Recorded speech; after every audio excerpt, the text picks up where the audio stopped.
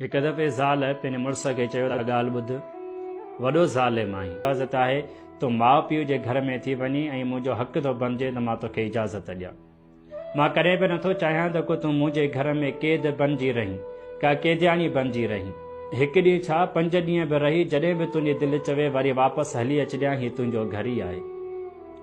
माई ॾाढो ख़ुशि थींदी आहे ऐं शाम जो पंहिंजा कपिड़ा बपड़ा तयारु करे माउ जे घर में वेंदी आहे। हिकु राति अञा मुश्किल सां गुज़रंदी आहे त सुबुह मां सवेर सवेर हिन जो मुड़ुसु उथंदो आहे वाक ते, तॾहिं ॾिसंदो आहे त दरवाज़े ते दस्तक थींदी आहे। हीउ जीअं ई दरवाज़ो खोलींदो आहे त ग़मगीन हालत में पंहिंजी माईअ खे दर जे ॿाहिरां ॾिसंदो आहे। हुनखे ॾिसी करे हैरान थी वेंदो आहे ऐं पंहिंजी माईअ खे वठी रूम में दाख़िल थींदा आहिनि ऐं चवंदो आहे त ॾे ख़बर हीअ ॻाल्हि छा आहे?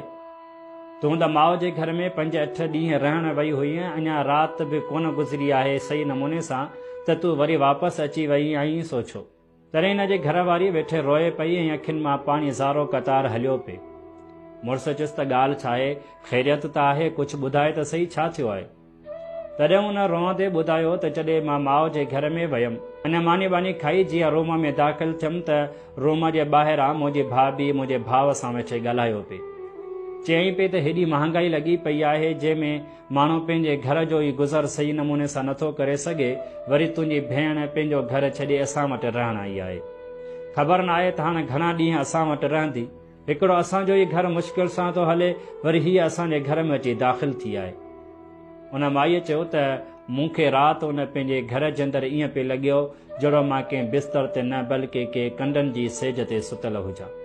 बसि सुबुह ई थियो आहे त मां उहो घर छॾे वरी वापसि तो वटि अची वई आहियां। तॾहिं मुड़ुसु हुनखे भाकुर भरे चवंदो आहे त ख़ैरु आहे, को मसइलो न आहे, तूं घबराए न, तूं परेशान न थी। प्यारा दोस्तो, जेके असांजो भेनरूं वापसि जॾहिं माउ पीउ जे घर में ईंदियूं आहिनि न, यकीन कयो हू कुझु बि न आहिनि घुरंदियूं। जेकॾहिं रुखी सुखी हुननि खे मानी ॾेई छॾियो, कंहिं मिर्च चटणीअ सां ॾेई छॾियो या अचार सां ॾेई छॾियो, तॾहिं बि हू उन शइ खे बर्दाश्त करे वेंदियूं आहिनि। पर इहा शइ कॾहिं बि बर्दाश्त न आहिनि कंदियूं जो तव्हां उन्हनि भेणुनि खे ताना ऐं मेहणा ॾियो। हुननि जूं कई यादूं जुड़ियल हूंदियूं आहिनि पंहिंजे माउ पीउ जे घर सां। ईअं न आहे त को हू मुड़ुसनि वटि नाख़ुशि आहिनि या उन्हनि खे को उते सुख न आहे। बिल्कुलु उन्हनि जा हज़ारे सुख उते छो न हुजनि, पर पीउ माउ जी हिकु सुकल मानी बि जेका आहिनि, सा बि हुननि खे इलाही सुकून ॾींदी आहे, इलाही मज़ो ॾींदी आहे। तंहिं करे कहिड़ियूं भेनरूं जेके शादी करे घरनि मां वयूं हलियूं, वरी जॾहिं वापसि घरनि में अचनि थियूं त ख़ुदारा उन्हनि खे कॾहिं बि झिड़क न ॾियो। हू तव्हां खां कुझु बि घुरण न आहिनि ईंदियूं ऐं कुझु बि वठण न आहिनि ईंदियूं। बसि जेके 20-25 साल पंहिंजे घर में गुज़ारींदियूं आहिनि, से 3 यादुनि खे ताज़ो करणु ईंदियूं आहिनि।